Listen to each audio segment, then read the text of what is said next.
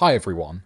Today I'm going to be going over some frequently asked questions related to Pyraminx. These are either questions that I get asked a lot or see being asked a lot, so I decided just to put them all in one video. There are timestamps in the description if you're looking for a specific question, and if there's any question that I didn't answer, put it in the comments and I'll probably make a part 2 to this at some point. Anyway, let's get into it. When you first learn the Pyraminx, you should learn a method called layer by layer, a simple method with only 5 algorithms. After this, you should move on to a method called L4E.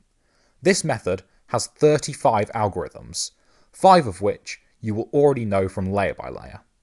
Once you've learned L4E, you can eventually move on to subsets like ML4E and stuff, but L4E will always be your base method, even if you become world class. Top first methods used to be the best methods to use for Pyraminx. However, for many reasons, such as hardware and L4E becoming more refined, top first methods have become a lot less relevant.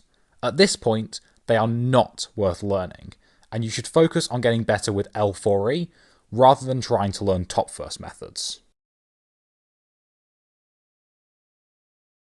I generally think it's best to learn L4E when you average about 7 seconds. However, if you want to learn it earlier, you can do. L4E fully replaces layer by layer, so you never have to decide between the two methods. For this reason, there is no real downside to learning it earlier, so if you like learning algorithms, go for it. So I recommend doing tips all at the start. I've been doing this for a while now, and it's becoming a lot more and more common to see people doing this. A lot of the top solvers do this now, and I think it is the best way in the way that you should learn how to do it. So the way you do it is with your left hand you do this tip, and then your right hand does this other 3 tips. So your thumb does this tip, your index finger does this tip, and then your middle finger does the back tip. So as you, say, put it down to do the stack mat, as you pick it up, you just kind of do them all at the start. And that means you don't have to focus on tips throughout the rest of the solve, you can just focus on the solve. So I think that's the best way to do tips. Generally, you want to be holding the Pyraminx like this, with your thumbs on the front, on these 2 centers, and your index fingers kind of around here. I rest them here when I'm just gripping it, but for doing moves, you want them kind of around here.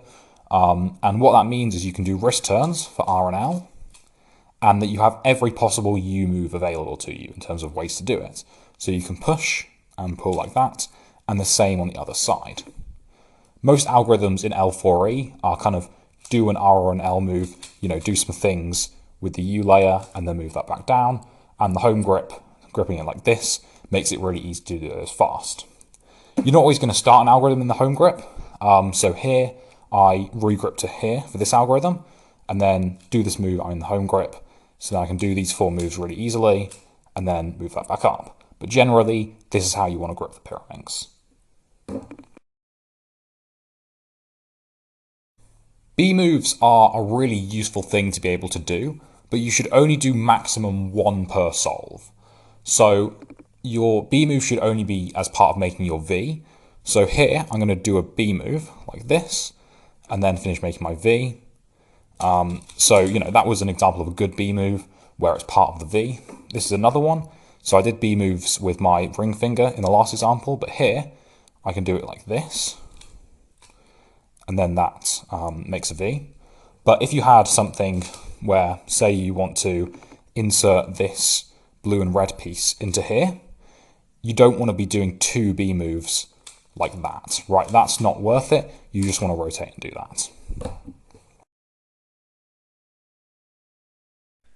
This is a difficult question to answer, as it's always changing. What I'll say is that you shouldn't necessarily go for the most expensive Pyraminx.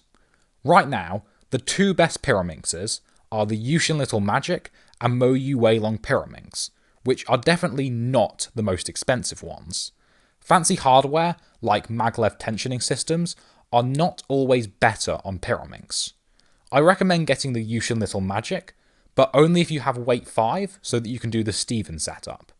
If not, get the Moyu Weilong Pyraminx, the non-maglev one.